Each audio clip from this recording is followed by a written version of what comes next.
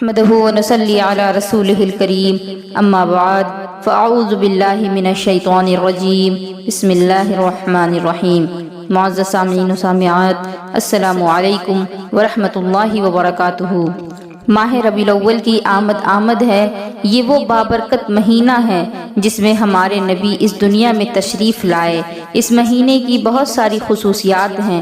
اس مہینے میں ہمیں بہت سارے اہتمام کرنے چاہیے۔ ہمیں نماز اور روزوں کا بھی اہتمام کرنا چاہیے۔ ہمیں محفل میلاد کا اہتمام کرنا چاہیے۔ ہمیں جلوس اور جلسوں کا اہتمام کرنا چاہیے۔ اسی مہینے میں بہت ساری نیک اور اچھے کام کرنے چاہیے۔ میں اس مہینے کی فضیلتیں اور برکات آپ سے بتاؤں گی، اور میں چاہتی ہوں کہ آپ لوگ اس بیان کو پورا سنیں اور ماہ ربیع الاول آنے سے قبل ہی اس بیان کو پوری دنیا کے کونے کونے تک پھیلا دیں، تاکہ ہر کوئی اس مہینے کا ادب و احترام کر سکے اور اس مہینے کی رحمتوں اور برکتوں سے اپنا حصہ لے سکے، اور زیادہ سے زیادہ اللہ کی عبادت اور سرکار پر درود پڑھ کر اس مہینے میں نیکوکاروں میں اپنا نام لکھوا سکیں۔ سب سے پہلے تو ہمیں اللہ رب العزت کا لاکھ شکر ادا کرنا چاہیے کہ جس نے ہمیں ایک بار پھر سے ماہ ربیع الاول کی مقدس اور نورانی راتیں نصیب فرمانے کا شرف عطا فرمایا، اور کچھ ہی دنوں کے بعد ماہ ربیع الاول کی مقدس اور نورانی راتیں ہمارے درمیان آ جائیں گی۔ 12ویں کی رات بڑی ہی اہم رات ہے۔ یہ رات بڑی عظیم الشان رات ہے۔ یہ رات بڑے فضائل و برکات والی مقدس رات ہے۔ یہ وہ عظیم رات ہے جس کو کائنات کی سب سے زیادہ شان و شوکت والی ہستی سید الانبیاء تاجدار دوسرا محمد مصطفیٰ صلی اللہ علیہ وسلم سے نسبت ہے۔ یہ وہ عظیم رات ہے کہ جو شب قدر سے بھی افضل ہے۔ یہ وہ عظیم رات ہے کہ جس میں حضرت آمنہ رضی اللہ تعالی عنہا کے مکان رحمت سے ایسا نور چمکا جس نے سارے عالم کو جگمگا کر رکھ دیا۔ یہ وہ عظیم رات ہے جس میں ہر طرف خوشیوں کا سما چھا گیا۔ یہ وہ عظیم رات ہے جس میں ہر طرف شادمانیوں کے ترانے بجنے لگے۔ یہ وہ عظیم رات ہے جس میں ہر طرف نور کی روشنی پھیل گئی۔ یہ وہ عظیم رات ہے جس میں کفر و شرک کی سب ظلمتیں کافور ہو گئیں۔ یہ وہ عظیم رات ہے جس میں اللہ پاک نے مومنوں پر احسان عظیم فرمایا۔ یہ وہ عظیم رات ہے جس میں شیطان اپنے چیلوں کے ساتھ رسوا ہوا۔ یہ وہ عظیم رات ہے کہ اس رات آسمان کے تارے بھی زمین کی طرف مائل ہونے لگے۔ یہ وہ عظیم رات ہے جو تمام راتوں کی سردار ہے۔ یہ وہ عظیم رات ہے جس میں مکان آمنہ سے ایسا نور چمکا جس سے مشرق و مغرب روشن ہو گئے۔ یہ وہ عظیم رات ہے کہ جس کے صدقے میں خانہ کعبہ میں جو بت رکھے تھے وہ منہ کے بل گر پڑے۔ یہ وہ عظیم رات ہے جس میں تاجدار حرم، شہنشاہ عرب و عجم، شافع امم، نور مجسم، رحمت عالم، نبی محتشم، شاہ بنی آدم، سراپا جود و کرم محمد مصطفیٰ صلی اللہ علیہ وسلم کی دنیا میں تشریف آوری ہوئی، اور وہ مجسمہ رحمت اس کائنات میں تشریف لائے تو کفر و شرک کی تمام ظلمتیں چھٹ گئیں۔ ویسے تو ہمارے آقا حضور صلی اللہ تعالی علیہ وسلم اوپر سے نیچے تک آپ کی ہر چیز معجزہ، آپ کا چلنا معجزہ، آپ کا بولنا معجزہ، آپ کا اٹھنا معجزہ، آپ کا بیٹھنا معجزہ، آپ کا کلام کرنا معجزہ، آپ کا انگلی کے اشارے سے چاند کو 2 ٹکڑے کر دینا معجزہ، آپ کا انگلی کے اشارے سے سورج کو واپس بلا لینا معجزہ، آپ کا لعاب دہن ڈال کر لوگوں کے آنکھوں کو ٹھیک کر دینا معجزہ، آپ کا کھارے کنویں میں لعاب دہن ڈال کر کنویں کو میٹھا کر دینا معجزہ، غرض کے میرے نبی کی ہر ادا معجزہ۔ اللہ رب العزت نے اس دنیا میں کم و بیش 1,24,000 انبیاء کرام کو بھیجا جو اپنے اپنے مذہب کے مطابق لوگوں کو دین کی دعوت دیتے رہے اور اللہ کے قریب بلاتے رہے، اور ہر ایک نبی کو اللہ نے 1 یا 2 یا چند معجزات عطا فرمائے۔ لیکن قربان جائے محمد مصطفیٰ صلی اللہ تعالی علیہ وسلم کی ذات بابرکات پر، کیونکہ انہی کے صدقے تو یہ لوح و قلم بنے، یہ زمین و آسمان بنے۔ اسی پر اعلیٰ حضرت عظیم البرکت ارشاد فرماتے ہیں کہ زمین و زمان تمہارے تمہارے لیے، زمین و زماں تمہارے لیے، مکین و مکان تمہارے لیے، زمین و زماں تمہارے لیے، مکین و مکان تمہارے لیے، چنین و چنا تمہارے لیے، بنے دو جہاں تمہارے لیے، دہن میں زباں تمہارے لیے، بدن میں ہے جاں تمہارے لیے، ہم آئے یہاں تمہارے لیے اور اٹھے بھی وہاں تمہارے لیے۔ ہمارے آقا کے فضائل و برکات اس قدر ہیں کہ بیان کرنا ممکن نہیں۔ یہاں میں آپ کو ایک انوکھا واقعہ سنانا چاہوں گی کہ ایک اعرابی یعنی ایک دیہاتی نے رسول اکرم صلی اللہ تعالی علیہ وسلم کی خدمت میں حاضر ہو کر عرض کی، یا رسول اللہ، میں اسلام قبول کر چکا ہوں، آپ کوئی ایسی نشانی دکھائیں جو میرے یقین کو بڑھا دے۔ یہ سن کر محبوب کبریا بادشاہ ارض و سما محمد مصطفیٰ صلی اللہ علیہ وسلم نے فرمایا، کیا دیکھنا چاہتے ہو؟ عرض کی، آپ اس درخت کو یہاں بلائیں۔ ارشاد فرمایا، جاؤ اور اس درخت کو کہو کہ تجھے اللہ پاک کے رسول بلاتے ہیں۔ جیسے ہی یہ بات اعرابی نے درخت سے جا کر کہی ہے، وہ درخت ایک طرف جھکا، پھر دائیں بائیں آگے پیچھے مڑ کر اس نے اپنی جڑیں توڑی اور جڑیں گھسیٹتا ہوا، زمین چیرتا ہوا حاضر بارگاہ ہوا اور کہا، یا رسول اللہ، میں آپ کے سامنے کھڑا ہوں، اور عرض کرنے لگا، السلام علیکہ یا رسول اللہ۔ یہ دیکھ کر اعرابی نے کہا، یا رسول اللہ صلی اللہ علیہ وسلم، بس میرے لیے یہی کافی ہے۔ پھر آپ صلی اللہ علیہ وسلم نے درخت کو حکم دیا کہ وہ واپس چلا جائے۔ حکم ملتے ہی وہ واپس چلا گیا۔ یہ دیکھ کر اعرابی نے عرض کی، یا رسول اللہ صلی اللہ علیہ وسلم، مجھے اجازت دیجئے کہ میں آپ کے ہاتھ مبارک اور پاؤں مبارک کو بوسہ دوں۔ پیارے آقا علیہ الصلوۃ والسلام نے اسے اجازت دے دی اور اس نے دست بوسی کی، قدم بوسی کی اور دامن مصطفیٰ میں آ گیا۔ پھر وہ اعرابی عرض کرنے لگا، آپ مجھے اس بات کی بھی اجازت دیں کہ میں آپ کو سجدہ کروں۔ یہ سن کر آپ صلی اللہ علیہ وسلم نے ارشاد فرمایا، نہیں، ہرگز نہیں، اللہ پاک کے سوا کسی اور کے لیے سجدہ نہیں۔ ماہ ربیع الاول بہت ہی زیادہ فضیلتوں والا مہینہ ہے۔ اس مہینے میں ہمیں زیادہ سے زیادہ آقا دو عالم صلی اللہ علیہ وسلم پر درود پڑھنا چاہیے اور اپنے ایمان کو مضبوط کرنا چاہیے، کیونکہ یہ وہی نبی ہے کہ جس کے ایک اشارے پر درخت اپنی جگہ سے اکھڑ کر آقا کی بارگاہ میں حاضر ہو گیا، جس کو دیکھ کر وہ اعرابی آپ پر ایمان تو لے آیا اور ایمان لانے کے ساتھ ساتھ آپ کو سجدہ کرنے کی بھی خواہش ظاہر کرنے لگا، لیکن اللہ کے سوا کسی کو سجدے کی اجازت نہیں۔ اسی وجہ سے نبی پاک نے منع فرما دیا۔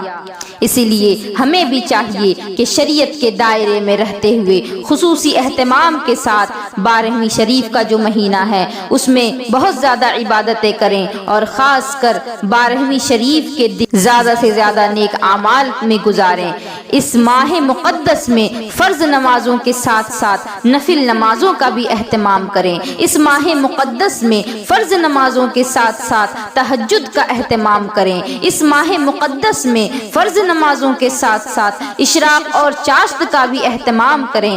اس ماہ مقدس میں فرض نمازوں کے ساتھ ساتھ صلاۃ الاوابین کا اہتمام کریں۔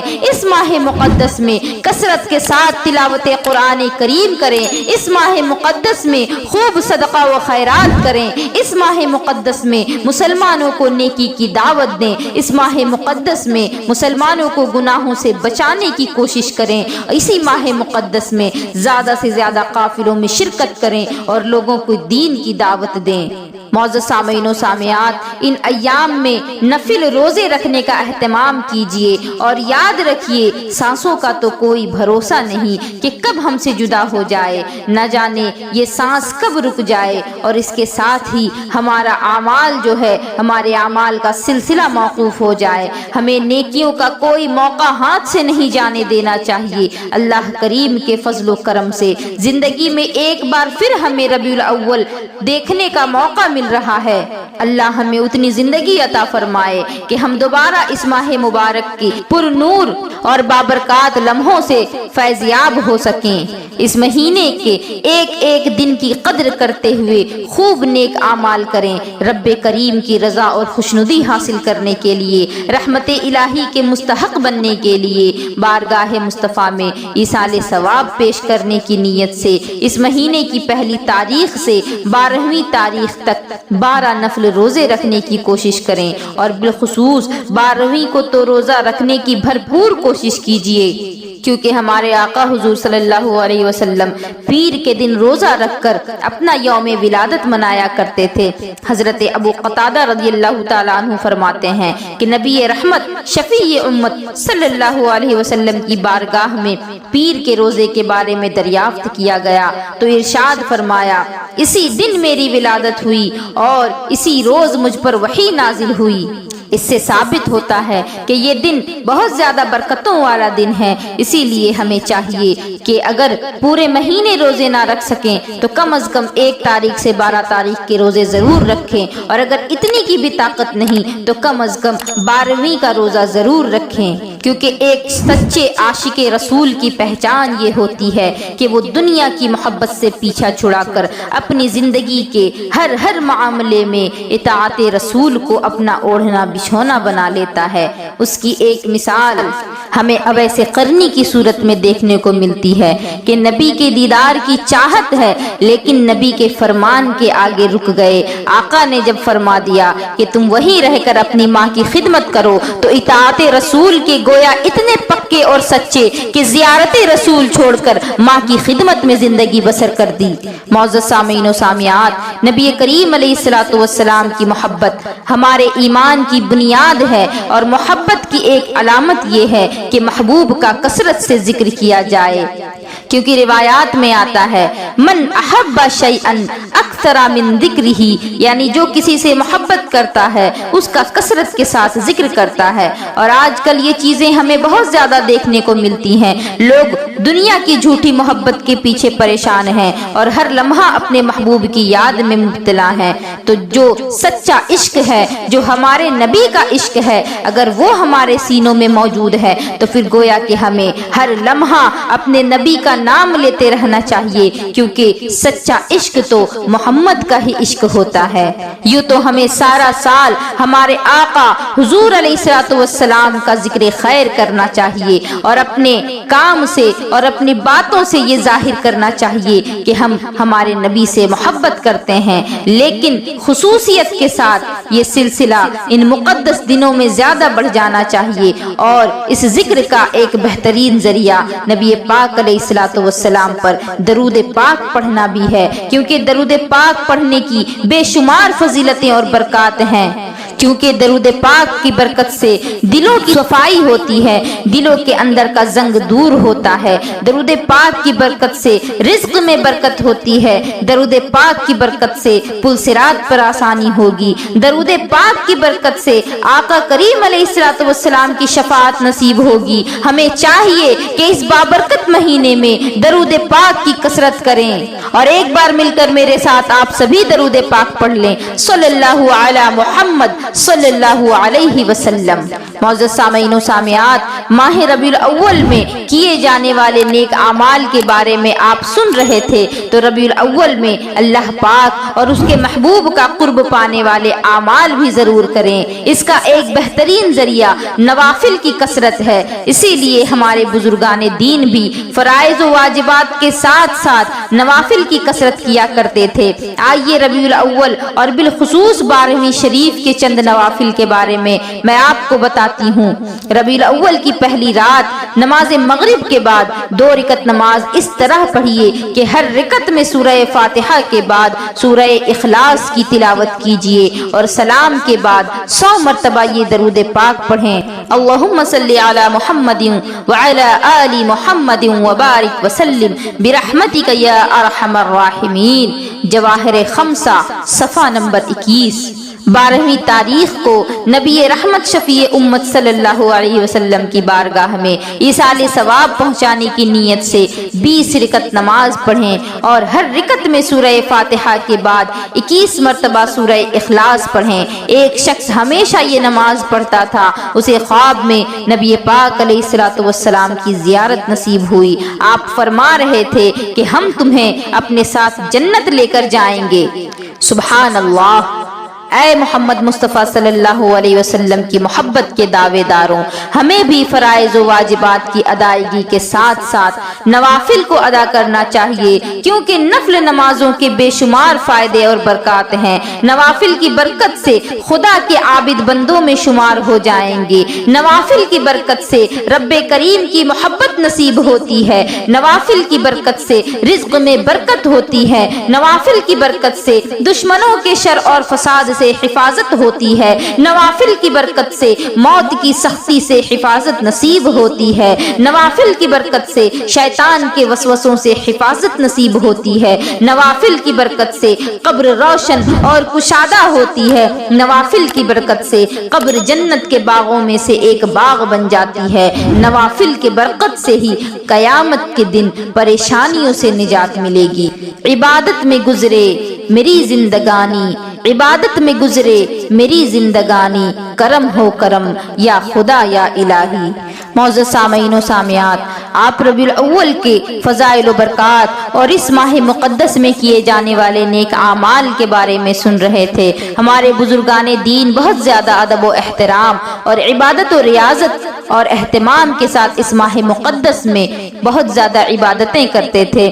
اس مبارک مہینے میں خصوصیت کے ساتھ نبی کریم رؤوف الرحیم صلی اللہ علیہ وسلم کا میلاد شریف مناتے، خوب صدقہ اور خیرات کرتے، غریبوں، تنگ دستوں اور لاچاروں کی مدد فرماتے۔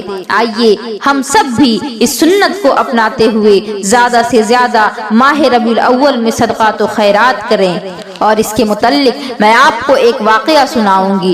اربل کے بادشاہ جن کا نام ابو سعید مظفر رحمت اللہ علیہ ہے، یہ عظیم فاتح سلطان صلاح الدین ایوبی رحمت اللہ علیہ کے بہنوئی تھے۔ یہ بادشاہ بہت سخی، نیک اور عادل ہونے کے ساتھ عالم بھی تھے، بڑے دلیر اور ذہین تھے۔ انہوں نے اپنے بعد کئی اچھی یادگاریں چھوڑی۔ ہر سال ربیع الاول کے مبارک مہینے کا بڑا ہی ادب و احترام کرتے اور بالخصوص اس مہینے میں میلاد شریف بڑے اہتمام سے مناتے، بہت بڑی محفل کا انعقاد کرتے۔ ان محافل میں شرکت کرنے والوں کا بیان یہ ہے کہ انہوں نے اس محفل میلاد میں بنی ہوئی بکریوں کے 5000 سر دیکھے، 10,000 مرغیاں، پھرنی کے 1,00,000 پیالے، حلوے کے 30,000 تھال دیکھے۔ بہت سے علماء اور صوفیاء محفل میلاد میں شرکت کرتے تھے۔ بادشاہ ابو سعید مظفر انہیں قیمتی لباس پہناتے، انعامات سے نوازتے اور ہر سال محفل میلاد پر 3 لاکھ دینار خرچ کرتے تھے۔ مہمانوں کے لیے مہمان خانہ بناتے اور ہر سال اس گھر میں سالانہ 1 لاکھ دینار صرف کرتے تھے۔